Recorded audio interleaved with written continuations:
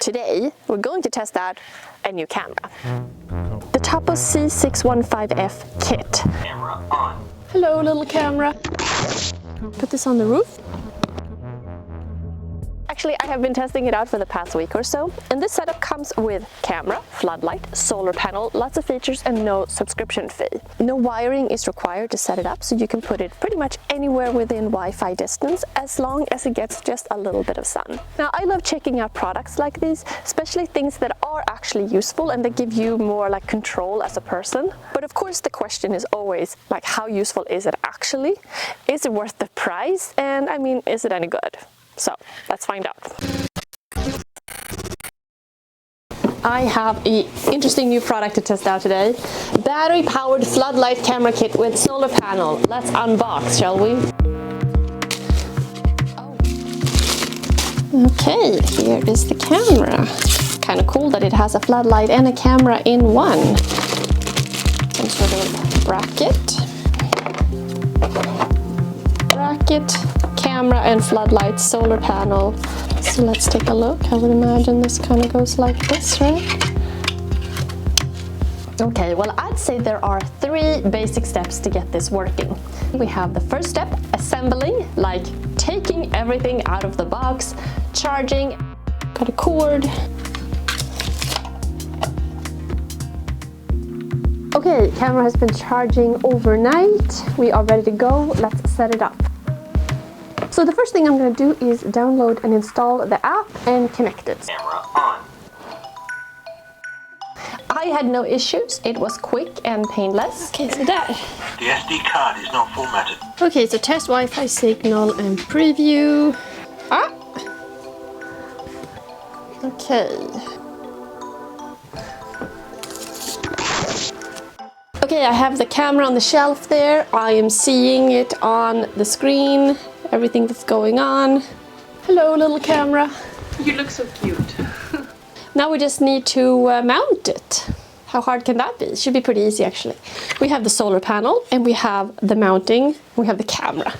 And this can be mounted directly attached to the camera. We have a wire. We can put the solar panel quite far away if we wanted to do that. 3-4 yards, something like that.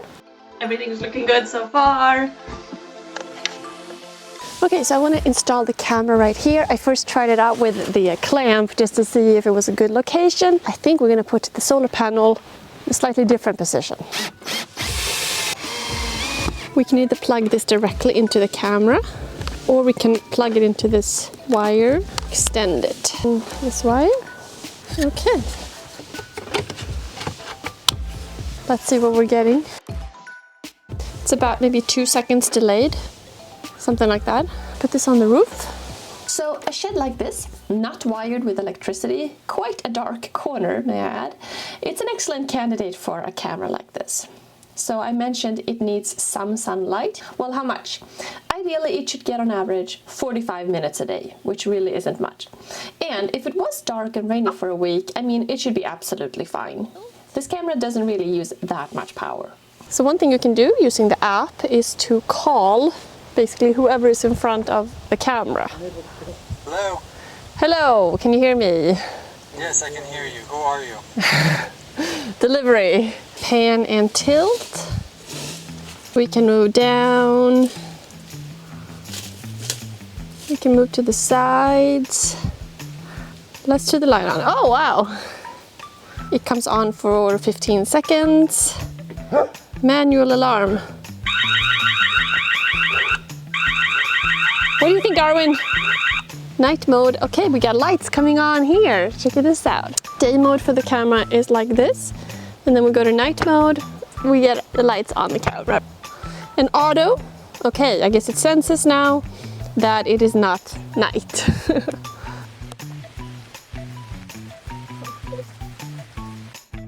And it's quite bright. At night, the floodlight automatically turns on when it detects motion. It's rated at 800 lumens, which is enough to light up this entire area. You can control how bright you want it in the app, and you can also set whether you want the alarm to come on or not.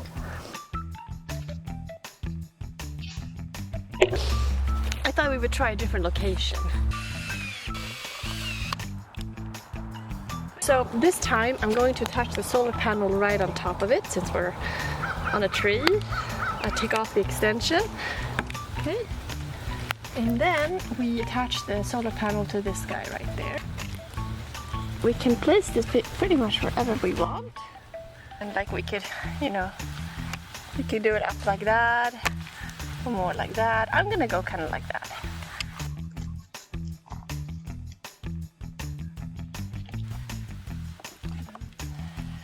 Okay, so now I have the camera on the tree pointing towards our small road.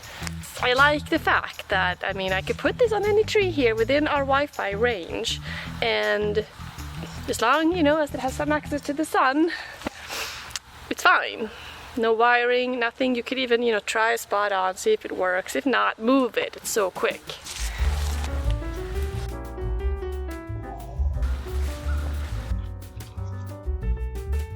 I now have patrol mode on. It's gonna follow me around. The app has a bunch of different features you can choose to utilize, like patrol mode, tagging people, tracking, different types of alerts. The camera uses AI to detect people, pets, or vehicles, and then sends instant alerts to your phone. Sometimes the pet might be more in the wild animal category, but in general it's doing a good job. And you can kind of set like how sensitive should it be, like how quickly should it send you an alert, and also you can choose whether you might just want to be alerted when a person walks by and not when a car drives by. You can also draw detection zones to reduce false alerts, for example ignoring cars that could pass by, things like that. So conclusion, I have been testing this out for about a week now, and I mean so far I haven't had any issues at all. So things that I like, the price point. I mean, I think it comes at a really good price for what you get for the money. And then of course the no subscription fee is a nice feature too, because I hate these monthly costs that just pile up, and this, you know, you can use completely free. The no power needed. I mean, it's very nice that you don't need access to any wiring, no electrician, nothing like that. Just put it anywhere where there is some sun. And even if it doesn't get a ton of sun, it should be absolutely fine. I think it is practical with the floodlight, and especially when it is night, if somebody walks up and they get that kind of bright light in their face, it kind of works as a deterrent as well. So you get that security with a light that is really bright. So the software seems to be working good. It is nice with these AI features how you can set like, what am I actually interested in getting alerts about? Do I want to be notified when the car drives by, or am I only interested in people, in pets, that kind of thing? And then you can also set like the sensitivity level. So those are the main points that I really like about the camera. Thanks so much for watching. Let me know if you have any questions in the comments below, and I'll see you soon. Bye.